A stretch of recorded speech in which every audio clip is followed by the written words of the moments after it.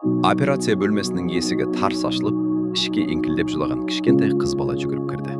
Уақыт тоқтап қалғандай болды. Анашым қайда? Деп шырпыр болған бүлдіршіннің үсті басы шаң, көз жасы бетіндегі кірді жуып кеткен.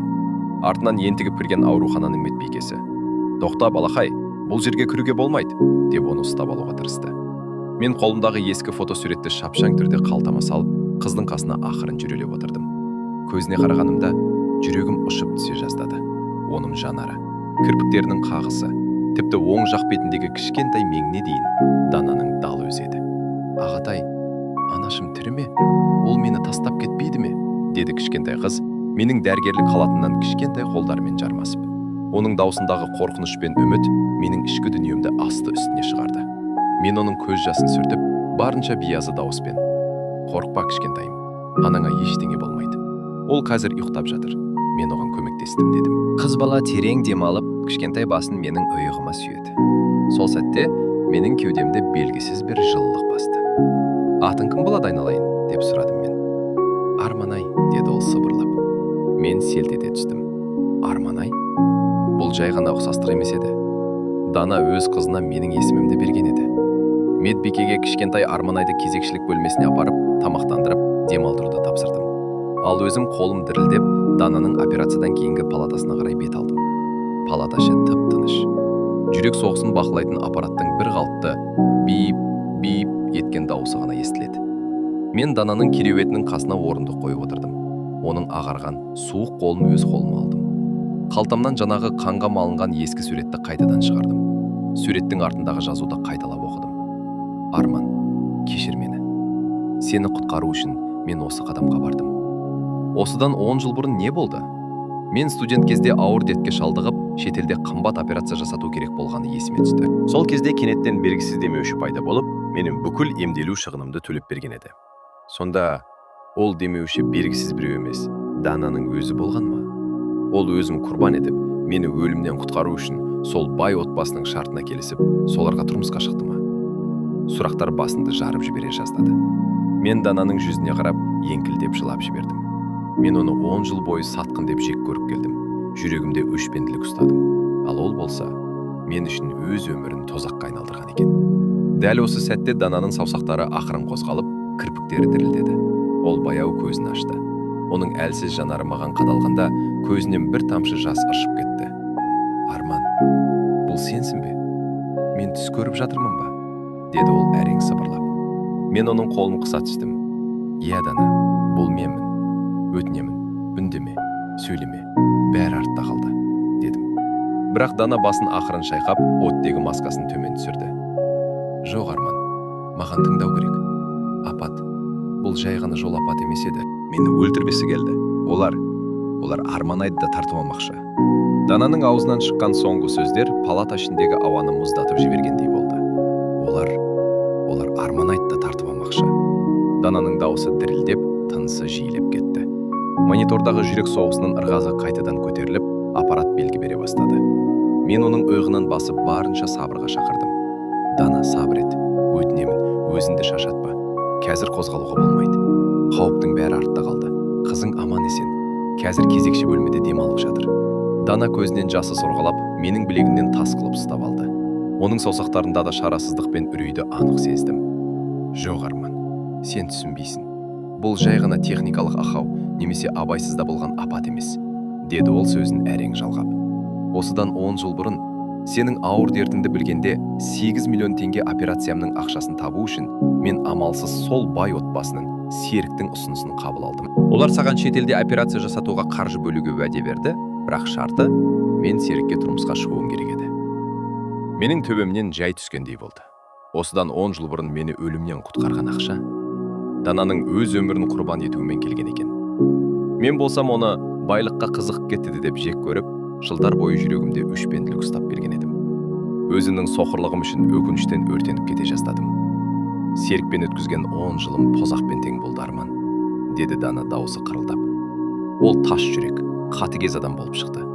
Арманай дүниеге келген соң да ол бізді адам құрлы көрмеді. Ал өткен аптада мен оның заңсыз бизнеспен, үлкен қылмыстық топтармен байланысы бар екенін аңғарып қалдым. Оның қылмыстарын дәлелдейтін құжаттарды флешкаға жазып алып, Арманайды құшақтап үйден қашып шықтым. Мен Дананың әрбір сөзін дем алмай тыңдап тұрдым. Серік соңымыздан адам түсірді, деді Дана көзін жұмып. Түнде трассада біздің артымыздан қара джип қуып жетіп, көлігімізді қатайтып соқты. Көлік көпірден ұшқанда, мен тек Арманайды денеммен жауып қалуға үлгердім. Сол флешка қазір Арманайдың мойнындағы кулонда жасырулы. Серік сол құжатты алу үшін қызымды іздеп табады. Арман, өтіркені үшін мені кешірші, бірақ қызымызды сақта. Өтінемін, Арманайды сақта. Қызымызды? Бұл сөзді естігенде жүрегім ұшып түсе жаздады. Арманай? Менің өз қызым ба? Дәл осы сәтте палатаның сыртқы есігінің ауыр ашылған дауысы естілді. Дәлізде екі ауыр аяқ киімнің тарсылы жақындап келе жатты. Мен ақырын есіктің тесігінен сығалап қарадым. Коридорда қара костюм киген, құлағында рациясы бар екі еңгезердей бейтаныс ер азамат аурухананың медбергесін бұрышқа тақап домайбат көрсетіп жатыр еді. Апаттан аман қалған әйел мен кішкентай қыз қай палатада? Кез айт, болмаса осы жерде сұлайсың. Менің бойымды суық тер жапты. Серіктің сойғандары ауруханаға да жетіп үлгерген еді. Олар Дананы да кішкентай Арманайды да тигізбей жоюға келген. Менің енді ойлануға бір секундта уақытым қалмаған еді. Дәліздегі ауыр аяқ киімнің дауысы біздің палатаға қарай жақындай түсті. Секундтар зымырап бара жатты. Менің кеудемде қобалжу мен ашу ыза-қатар шарпысып, тамырларымдағы қан тулады. Өйткені менің алдында жай ғана науқас емес, өмірімді құтқарған махаббатым мен өзімнің төл қызым тұр еді. Арман, олар келді. Алып кет Арманайды. Дананың дауысы қорқыныштан дірілдеп, көзінен соңғы үміт сорғалады. Мен оның қолын қысып, қорықпа. Мен тірі тұрғанда ешкімде саған да Арманайға да тиісе алмайды. Маған сен, деп сыбырладым. Мен жылдам әрекет етуге көштім. Палатаның терезесін ашып, сыртқы өрт сөндіру сатысының берік екеніне көз жеткіздім. Арманай демалып жатқан кезекшілік бөлмеге жасырын өтіп, кішкентай қызды оятып алмас үшін ақырым құшағыма алдым. Ол тәтті ұйқыдайды. Мойнындағы кішкентай күміс кулон оның өміріне қауіп төндіріп тұрған. Бірақ шындықты ашатын жалғыз флешка менің қолыма тиді. Дәл осы сәтте Дананың палатасының есігі тарс ашылып, қара киімді екі қарақшы ішке басып кірді. Құжат қайда? Деп ақырды олардың біреуі, Дананың жағасынан ұстап. Айт, болмаса қызынды осы аурухананың астынан да таппайсың. Мен кішкентай Арманайды қауіпсіз жерге жасырып, қолыма ауыр темір штативті ұстаған бойы палатаға атып кірдім.